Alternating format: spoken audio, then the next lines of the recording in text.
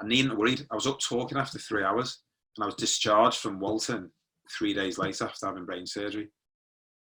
Unreal. So they removed it, and he got 99% of it out of the tumour. So it was later. I was later told it was a grade 2 astrocytoma at one of my meetings with Anna, and I like to know everything. And I said, "What's my life prognosis?"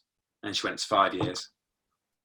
I said, "Well, I don't understand. If it's not there, how do I die in 5 years?" She said, "Astro means star. So even on your scan, if it shows a nothing, there's still going to be cells that don't show up. One of those cells in the next 5 years, about 4.5 years time, will mutate into a glioblastoma, which is the world's deadliest tumour, the biggest killer of the under 40s, known in the medical world as the Terminator, because it always comes back. It's relentless. Think of the Arnie voice, I will be back. That's what it is." I was like, "Oh, great." And I was sent on my way then. That was it. So the police were brilliant. They said to me, "We'll pay you for another 2 years, full pay. You just stay off." But I thought, if I've got 5 years to do, until I go, I don't want to be in the police anymore. I want to do something different. And I already have my strength and conditioning qualifications, which I got through my years. I've been training since I was 16. And I thought, I want to do something in that. I want to do something which doesn't have me stuck in work all day, every day. And then they were like, "Yeah, but you don't have to come in." I said, "Well, I don't want to do that. I don't want it. I'm not a charity case." So I took retirement, and it was brilliant. They were great, and they raised money for me when I was at my worst and stuff. So I started work as a strength and conditioning coach, working at a gym called the Underground Training Station, which is in Hoylake, which works with your top professional athletes, the Olympic team, but also your everyday Joe Bloggs comes in and trains. They train alongside and they see him. It's a great gym. I've trained all over the world. It's quite unique. Through that, I spoke to you off there. I've trained UFC stars, boxers. I've met Anthony Joshua. I can't claim I trained him, but I met him. I worked with Stoke Ladies Premiership football team, rehabilitating 2 of their players. I got involved with England Rugby RFU within the communities. Rugby is one of my passions, along with football and combat sport and snowboarding. And I delivered. Obviously, I was specialised in combat sport and rugby in my S&C, which I got from Leeds Beckett University under Brendan Chaplin. So one of the highest qualifications you can get.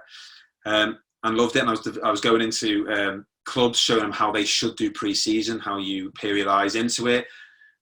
Just loved it. Everything was going really well. And about a year to the date, I got back from my mate's stag do in Amsterdam, which is funny in itself. But I had a random 3-month appointment with Anna again. So we go in and they changed my time, and she'd gone on holiday before the last time I'd spoke to her. And she was, "I'm going on holiday. If your scan results are bad, we'll get you in early. I'll make sure we get you in early." I said, "Well, they're not going to be bad, are they?" And she goes, "No." So we get in, and I had a phone call the day before, so saying, "Can you come in an hour early? We're opening it up a bit earlier." So I was like, "Oh, okay, yes, sound." So I went with me, my sister, and my support team, as I call it, my network, and my mum eventually jumped on it. And I walked through the door, and Professor Eldridge was sat in the seat with Anna, and my heart sank straight away. Because if you remember what I said, he's only ever there if something's gone wrong. So I sat down and went, "What?" And he turned the screen around and said, "We've got your results from your last scan." And he turned the screen around, and the central hemisphere of my brain was a walnut-sized black mass.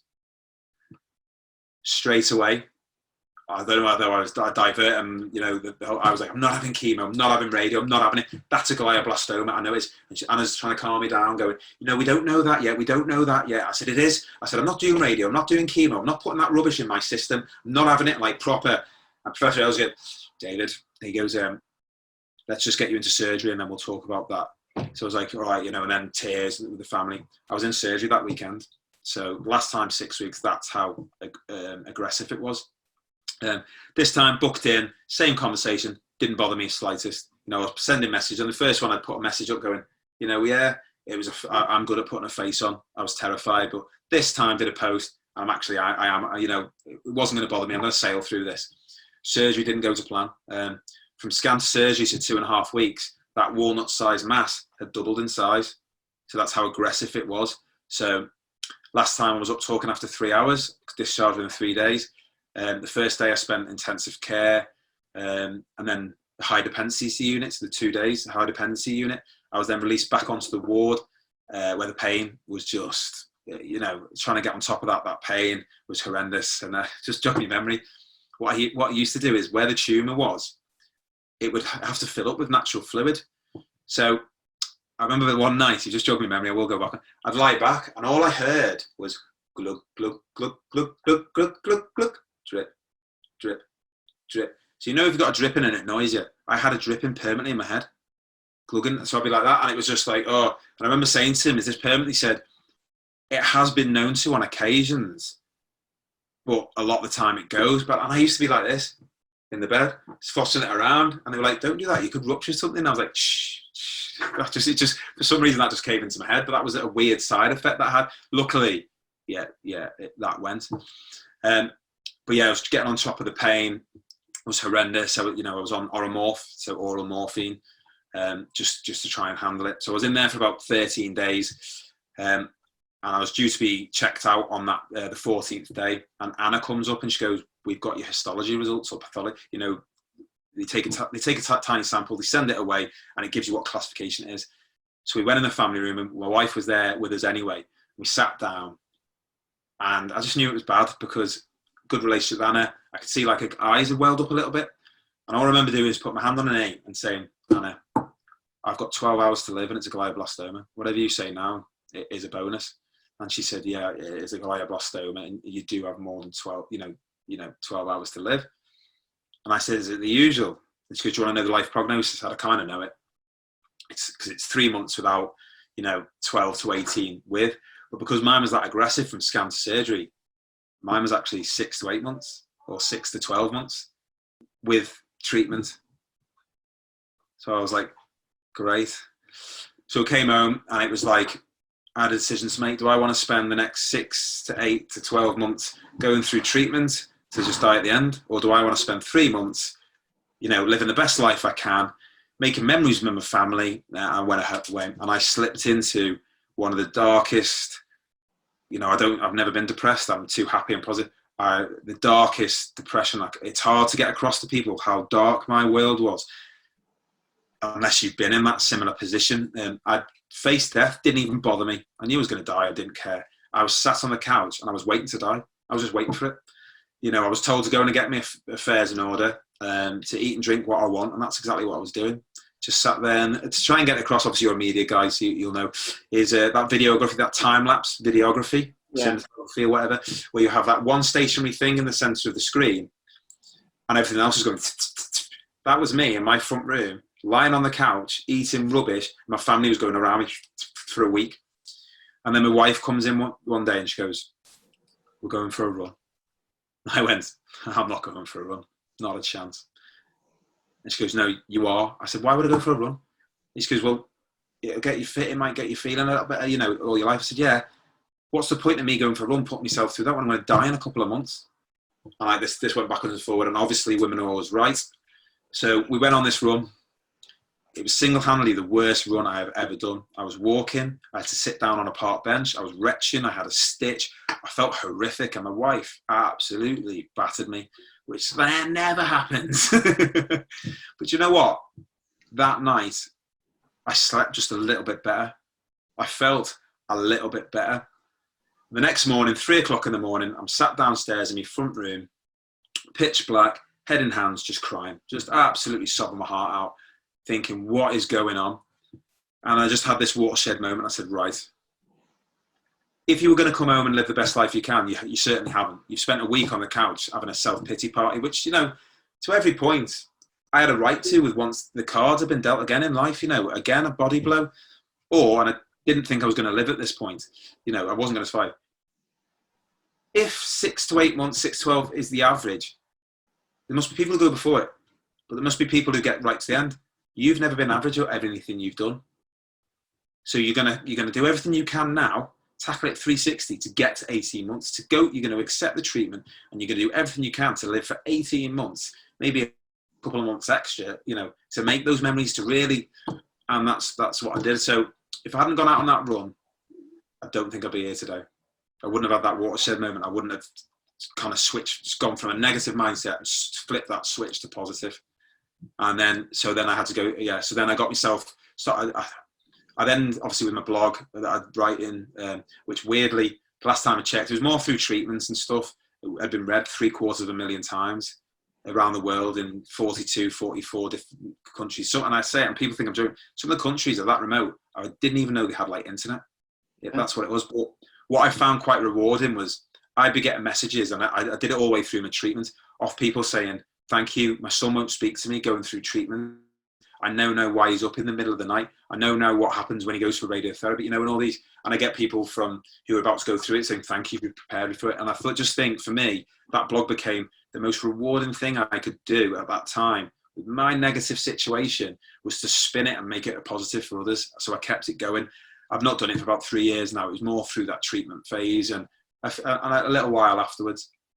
So I started doing that blog, and then I went on to treatment. So I started after I recovered from surgery. So it was about 6 weeks. I think it was, when was it? October 2015. I embarked on dual radiotherapy and chemotherapy. So I went at Clatterbridge Hospital every day. I'd be driven there because I can't drive, and I'd go in for radiotherapy, and I'd take 150 milligrams of temozolomide chemotherapy in capsules. So I'd take it 20 minutes before I had my radiotherapy for it to work the best chance. So the chemo's in my system, and then I go in and get my head fried. And then I go through those doors, and I'd have radiotherapy. Radiotherapy, it's hard to explain.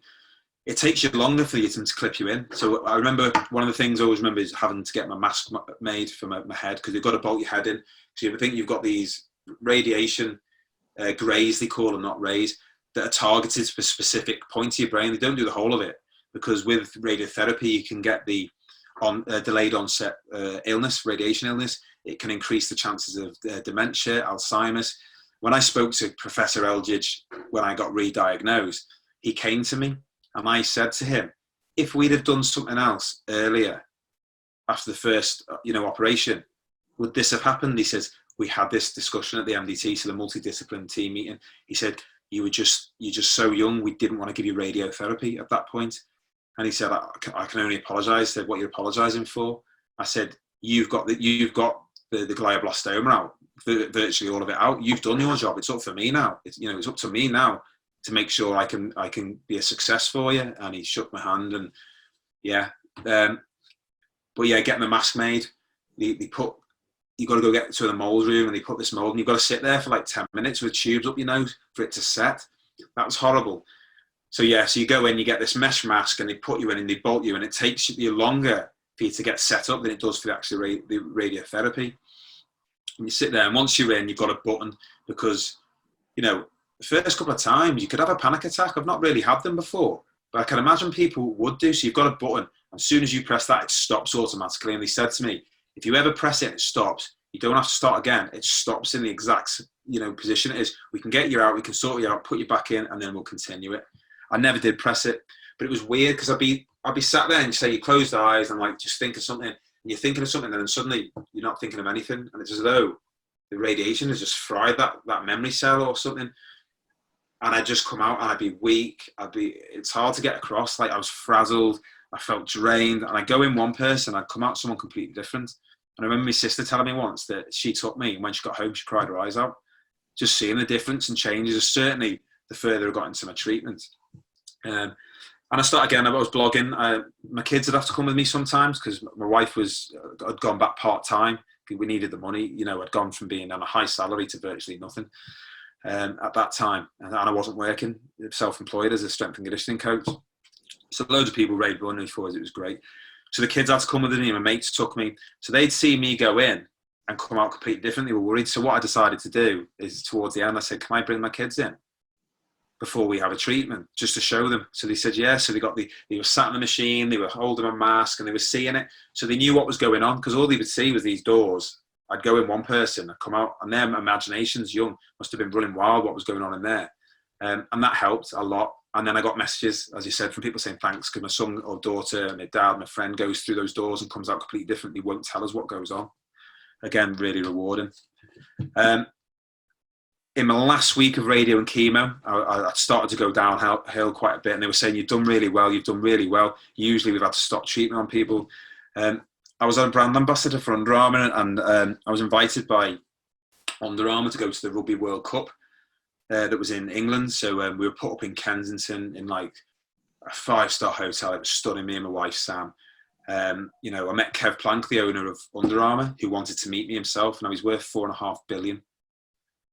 And we were on this bus that he'd hired, and he came up to me and he had a private chat with me, and he shook his hand and he said, listen, you've got the key to the door for Under Armour. Anything you ever want, just give me a shout. Obviously, I'm not going to phone up Kevin Plank for $4.5 billion and ask for something, but really nice guy. And we got to meet some of the players. You know, it was VIP experience, and we were sat, me and Sam were sat with, because it's Under Armour sponsored Wales, we were sat with all the Welsh players' family and stuff. So my wife was like, oh, I said, rugby's different.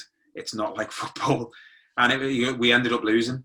And we were so dreadful. It was unreal in that tournament. But during that time, Sam says now, I should have picked up, apparently I was fixating on things and being really manic in the way I spoke, and I was throwing up, which wasn't uncommon, but I was throwing up a lot. Returned home, you know, my mind wasn't great, and I went for my radio appointment. Came out, felt horrific. I thought, you know what, we're getting building work done on the house in the kitchen downstairs. I thought, I'm just going to bed. I just feel horrific. So I got into bed, and I had one single negative thought about my condition, about something that kind of mutated into a panic attack, which I've never had before. And I just remember being on the bed, shaking uncontrollably, like panicking, and I felt like as though this force was pinning me to the ground. And like suddenly, and I was trying to do like meditation or something to try and you know, calm myself down, close my eyes, and it just felt like this force was pushing me into the bed. The next thing I remember, I'm outside in the street. I'd had a full psychological breakdown. I was spinning in the street. I had my arms up, it was sunny, arms up to the side, screaming at the top of my voice. I had like this white noise, I can remember it, in my ears. So it was just like, so I was screaming everything. I thought I'd been sent down from the universe as an angel to cleanse the earth. I thought I could stop time. You know, and my wife had come home and had hold of me, and she put me on the grass, and I was like, listen, I can stop time, watch. And I just stood there for freeze, and she was like, I said, I can stop my heartbeat. And then I just remember going to her, I'm doing this on purpose, there's nothing wrong with me. And she goes, you what? And then I would go like, my eyesight's really good. I mean, like 20/20. And it had deteriorated, and a car pulled into our close, and I thought it was my mate, Carl. So I jumped up, and I didn't want him to get worried. So I ran over to the car and said, I'm okay. It wasn't him. It was just this guy, and the fear in him. And I was like, oh, sorry. And then my wife was saying to me, I phoned the ambulance, David. I phoned the ambulance. I said, God, I want you to phone them. Like proper screaming at her. And I was rushed into resus again. And, you know, I always say, if hospitals and like the NHS did a loyalty card, I think I'd have a wing, if not a hospital, named after me by now. I'd have had it stamped that many times. But I was in resus, and I kind of come slightly out of it. And I knew I must have been bad, because there was a police officer I knew called Phil, and he was at a prisoner in resus. And he's one of those who, you know, just gossips about everything. And he just looked at me, and his face drained from out of his face. A lot longer later on, he said to me, I didn't tell a soul because I thought you were going to die. He said that how bad you looked, and he said, it was unreal. I thought you were going to die. That's why you're in resus. And a couple of days, and I kind of knew I'd had an episode, and that whole episode just drains you. And I was so weak. But every time I tried to speak, it would come out wrong. So people would be like, oh, okay, Dave. And it would sound as though I'd lost the plot. And I was literally a couple of days from being sectioned. And I started to refuse to speak because it came out wrong, which made it worse itself, because I was refusing to answer questions. So Clatterbridge sent up a guy who specialises in brain cancer, but he's a psychologist, so he's a neuro-oncol psychologist. And the first thing he said, I think he'd read my notes, was, just to let you know, I have to meditate to get on a plane. I physically can't get on a plane. And I think the fact that he said that, I just trusted him a little bit. And we still wasn't speaking correct. And we had a few sessions, and it turned out the reason why I'd had this breakdown is because I'd been left on dexamethasone steroids on a high dose for 6 months. I should have been weaned off them, or at least come right the way down, and I hadn't been. And that, with that single negative thought, how ill I was, how tired I was the perfect storm just to flip that switch in the brain.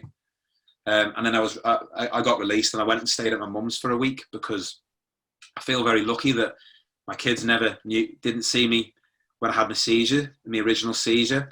They didn't see the ambulance. They didn't see all that commotion. They weren't home when I had this this breakdown. So I didn't want to run the risk. I spoke to my wife about it. I didn't want to run the risk of this happening again and the kids being around. So I spent a week at my mum's. I finished my treatment, and I rang that bell, because you ring a bell at the end of your treatment to signify that, you know, your treatment has done this phase. And, you know, you see, when I was in radio and sometimes it was delayed, you see kids going in, you know, they have to be put to sleep. When they rang the bell, like, it was, the tears that would come down my face just thinking on it. So when I rang that bell, I've got a video of it and you can see me. A lot of people don't bother, say, it meant a lot to me. So I took a couple of big breaths first, and then I rang the bell, like, and I started crying. So then I had a 6-week break, and then they I had to go through 6 months of just chemotherapy. But I had completely, my chemotherapy, because I was a fit lad, they put me on the maximum. So I'd gone from 150 milligrams to something like 350. It's completely doubled the dose. And obviously it's tablet form. So my cycle would be a week taking tablets, gradually feeling horrendous. A week feeling horrific, lying on the couch, watching TV, you know, just taking it easy. The 3rd week, I'd be up, I'd be walking around. I'd be, you know, I got conned into having dogs while I was having morphine, but they're great. Going out walking the dogs, and in the last week I'd be going to the gym, but only doing light stuff, very light weights, nothing like what I used to, just to get those feel-good chemicals going. You know, your dopamine, your oxytocin, you know, that are great for your mental health. First cycle, they only give me enough antiemetics, so anti-sickness, and the cheapest ones for the first 5 days of my treatment. On the evening of that day, on the final day, I started being sick from 9 at night, and that continued till 10 the next morning, every half hour through the night. Really violent. Blood started coming up at that point. I said, I need to go to hospital. I was rushed into Arrow Park Hospital, got me loyalty card stamped again.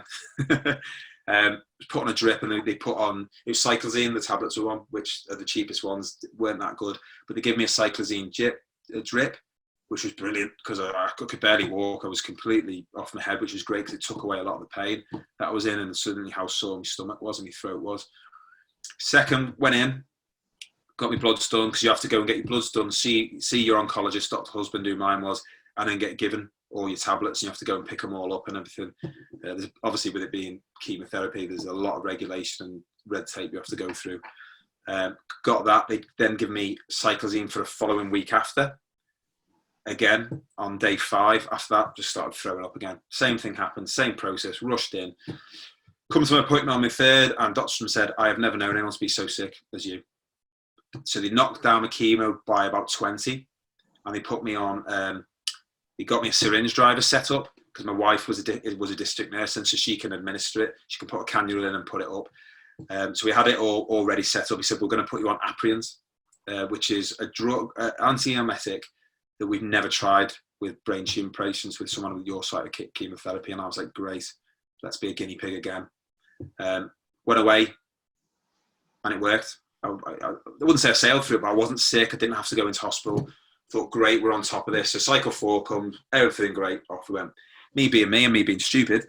I love rugby, and I got tickets for the England-Wales game at Twickenham. I took my chemo a day early when I shouldn't have. It didn't really matter, really. I started it on the Sunday instead of starting it on the Monday, and I finished on the Thursday. We travelled down on the Friday to Twickenham. So this is cycle 4, so I'm not in a great shape anyway. And it got to that last, so I'm not feeling great. This is where we can talk a little bit about fate again. My mate Nick, who should have come, cancelled the day before. So I had the big panic of rushing around, and I got my mate Matt, who told me to write the blog, Matt Roberts. Been like one of my oldest friends from primary school, hates rugby, doesn't even like it. I said, do you want to come down with us? I said, it's a free trip to Windsor. We're staying in Windsor. We're not staying at Twickenham. The game's free. I said, all you're going to have to do is buy your own drinks or meals. I said, he's like, oh, what do I wear? I said, you can wear one of my England rugby tops. So we got down to the Travel Lodge in Windsor, and they messed the rooms up. We were all supposed to be in single rooms, but we weren't. We were in doubles. So I said, oh, Matt, I'll sleep in the same bed as you. I'm not bothered. So we went to the game on the Saturday. England won, just stressful game. Went back, and I'd stopped taking my anti-seizure tablets for a week. One, the oncologist said I'll never have a seizure again. But also, I was on Kepra, which is the brand name, the proper name is levotricium or something. If you have one drink in that, it will make you feel as though you've had 6 or 7. Now, I just wanted to feel normal. I only wanted one drink. I wasn't going down to get drunk, so I didn't want to have one drink and feel as though I had 7 when I wasn't feeling great anyway. Turned out I didn't even have a drink in the end. I just had a shandy and couldn't even stomach it. So we got back to Windsor, and what usually happens is we all go out into Windsor. There's a couple of clubs there, pubs, and celebrate. All the lads went out, and I said, I'm going back to the hotel room. I don't feel well. I just need to get my head down. Yous all go though. I don't want anyone to come back with me. I'm not going to ruin your night. My mate Matt goes, no, I'll come back with you. I said, Matt, go. He goes, well, I don't really know them. And he says, but I'm tired myself. I've had one too many drinks. I said, oh, come on then. Got back to the room, and I remember him saying to me, are you all right? And I just said, oh, I just can't sleep, Matt. I came round 2 days later in Slough Hospital in A&E, in the resource again. I'd suffered 5 seizures overnight. If Nick had been there, he'd have been out with the lad. If we hadn't have had that mix up with the rooms and Matt hadn't come back, I kept having seizures all night without anyone knowing.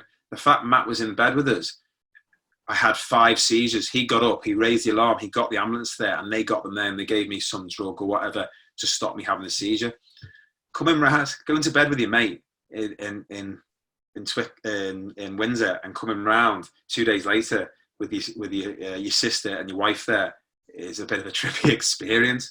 The damage I'd done was quite significant, and I've got a picture of it. I bit my tongue clean in half.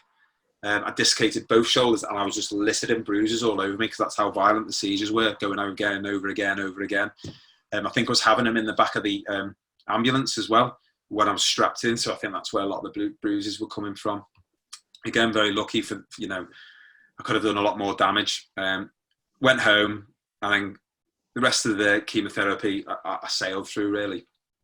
And yeah, and then I was having scans, and then the scans got better and better. But during that time as well, obviously I've had the seizures.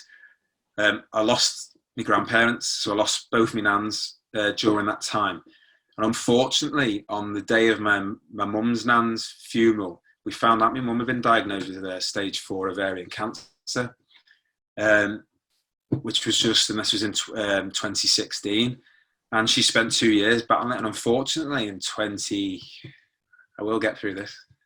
In 2018, in August the 27th, she passed away at St. John's Hospice at the age of 59 with me, my sister, and her husband, because my mum and dad had split up like 10 years earlier, quite peacefully with us holding our hands. So it's like, not only have to deal with the cancer side of things and everything that's gone along with that, I had to deal with that. I had to deal with my nan's dying. I also lost my 9-year-old cousin to neuroblastoma as well. I got diagnosed with skin cancer in 2018, which I don't really mention because I don't usually mention it in my talks because it's that insignificant in what we've been through. Obviously, I've had my psychological breakdown, and we also lost a pregnancy at 3 months. It was just 5 years of just blow after blow after blow. And like, really, it would, reduce most people just to give up. But I believe I'm a very positive person. I can pick a positive out of any situation you put in front of me. I believe that I've built up this incredible mental resilience, that mental toughness, that fortitude, what you want. And I see the positives. So I have cancer, but cancer doesn't have me. It doesn't affect the choices I've made in life. If anything, because of having cancer, I've done more, seen more, improved more than what I would have done if I was in work. I spent a week reevaluating what my life's been about and what is. And what I came to view was that I'm actually grateful for having terminal cancer. I've still got it. It's uncurable. I live every single day knowing that at my next scan result, which I'm on 6 months now, which is unheard of, because I'm 5 years past my sell-by date and my expiry date. I'm one of only a few in the country to be this far past it. But I choose not to fuel it with negativity. I choose not to accept that, like I have done with a lot of other stuff in life. I've been on, because of it, like I've done the coin toss in the middle of Millennium Stadium for the Wales-South Africa game. I've met Kenny Dalglish. He say never meet your heroes. I was invited to a game at the new boardroom at Anfield, obviously being a big red, absolute, gent. But I've kind of done projects working with the police, getting kids away from crime, bringing them into the gym at peak times. channeling their energies through that. And then the feedback from that's been brilliant. I get to go and talk all over the UK and Europe about my story, spreading that message of hope. But on a very small level, I've got better relationships with my family. Not that I had bad ones, but obviously leaving home young, because I left home at 16, really, not 18. I was staying at my girlfriend's house a lot of the time. I could go 3-4 months without speaking to my sister, just sending the odd text. I feel weird now if I've not spoken to her within 2 days. It feels abnormal. The other week, literally we were walking, I don't know where were we? Oh, we were in Wales walking somewhere, because I love the mountains. And my lad just suddenly went, "Do you know what, Dad, I'm really glad you got ill." And when you just stops in your track, and I was like, "Why is that?" And he says, because we see you. You're always here. I got to take my daughter to walk into school. She's really good at drama. So I get to watch her plays when she's in shows, and Matilda. Oh, that was amazing. She was Matilda and Matilda. My lad's really good at rugby. I got to go and watch his rugby games. He was in the Sale Sharks Academy for a while. He competes downhill mountain biking. I'm there all the time. I'm there for my wife. It's just, I just wouldn't swap my life with anyone. I know it sounds stupid. A lot of people think, how can you be happy having terminal cancer? But unless you've got it and you don't, that's the whole thing with me. I see the positives in every single situation. And as I said before, I now get to go around. And as I said before, I did talks for free for 2 years because I wanted to be that person to say, because when I got diagnosed, you're told, don't Google it. Don't Google the glioblastoma. What do? You do it, don't you? There was no good news stories anywhere. It was 18 months, 12 months, 18 months, 19 months. There was just no good news story. And I found one. And it was a girl in America, or no, she's Canada, but she was living in America at the time, called Cheryl Proyles. And she'd been living with a glioblastoma for 8 years. But she'd had like multiple operations. And so I reached out to her, and she sent me stuff she was doing. And I sent suddenly I had that little bit of hope that there is someone out there. So if she can do it, I can do it. And I think by me documenting my journey very rawly, I have a website that is specifically for cancer, my journey and everything, that has everything. It's the most rewarding thing I can do with my situation. It gives me so much joy trying to get across to people, but there is another option. There is another way. You may get cancer, doesn't mean a death sentence. I was told I had 3 months to live. Yet 5.5 years later, I'm still sat here, fit as a fiddle, no side effects. Yeah, I've gone on one slightly a little bit now, but I just see so many benefits in my situation, and I'm grateful for having it and going through it all. Would I rather have gone through it? Obviously not, but I have. There's no getting away from that, so let's make the best of that situation. Remarkable. That is incredible. I tell you what, I mean, one of the questions I had was obviously, about your life more as it is now, and obviously you've covered a lot of that, which is fantastic. And it really shows people the positives, because I mean, there's so many things I could say to that, to be honest. And I'm just running them through my mind, actually. But to tell you what, I mean, there's the gratitude, there's the family relations. Funny enough, I was thinking that as you said it, because one of the things that went through my mind, this isn't really a question as such, it's just something I want to say, is I think it's amazing the way, obviously, what your side of it is incredible, but how some of the other people have stuck by you. So I know this is slightly personal, it's none of my business, but the way that your wife has supported you and things, and vice versa, it's incredible. And that's really, I don't know what word to use, it's incredibly heartwarming. And so there's so many different aspects to what you said there that it's just I often think, sorry to interrupt you, I often think, I'm so lucky for the support network I had with my wife, with my family, with my friends. I'm a very well networked person with all the industries I've been in through my life. I had so much support, so much love, and I used to say, it really does, all these messages I was getting, I can't reply to them, but you read them and it just gives you that list. You feel loved. I always used to think, imagine going through this and you had no one. How would you get through it? I don't think people would. And nothing, I always say it's not my cancer, it's our cancer. It's my wife's cancer. It's my family's cancer. It's my friends, because it impacts them just as much as it impacts me. And I used to say, and I've said it before, it must be harder for you than it is for me. And she's like, no. But I know it is, because with my mum, I just felt helpless. I was there for her if she ever needed anything, and I just felt helpless. Whereas when it was me, I know I'm going to fight this. I'm going to fight as long as I can and as hard as I can. Whereas my wife's just got, similar to what I was like with my mum, she's just got to be there for me, support, hug me when I need to cry. She's got to be, and ultimately she had to be then become the head of the family to look after the kids, because I couldn't be dealing with that. Like, my concentration level was horrendous in the start. I couldn't hold a conversation. If the telly was on and someone come to speak to me, I couldn't concentrate. I'd melt down. Any sort of stress, my brain would just implode. And that was someone who'd gone from never suffering from stress from pressure to now melting down at the first sign of it. So she had to take the brunt of that. And I often say, I don't know why she's still with me. Everything I put her through, it's just, and it's credit to her.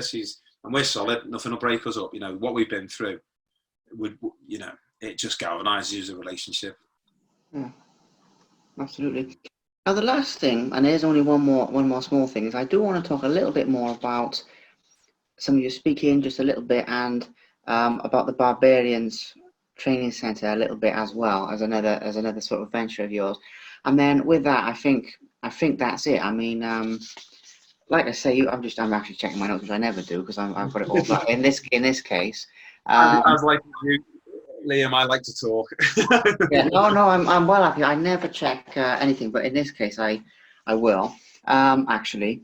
But no, I think we've got it.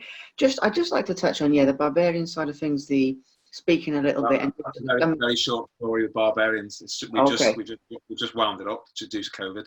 Okay, yeah. So we had a good 4 years. You know, we got to run retreats in Portugal.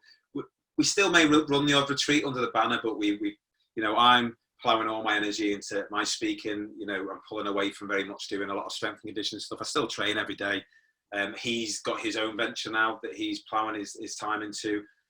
So we did it for 3 years. It was brilliant. You know, we got to go to Portugal and run retreats out there. You know, we coached all over the country.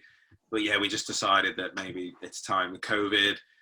We're spending a lot of stuff out and nothing was coming in. We just thought, you know what, let's just call it a day on that. There's that bit gone. Okay, there's that one. Yeah. Well, it is unfortunate, but of course it is a situation for so many people with this. So, okay. So that's that one then. That was easy. So what I would say is obviously the speaking. To be continued. Everyone, please keep an eye out for the next episode of Dave Bolton's story, which can be seen on a Simply Inspired YouTube channel. Thank you very much for watching and hope you enjoy the next episode. Thank you very much for watching. Please subscribe to the Simply Inspired YouTube channel and there'll be more videos coming soon.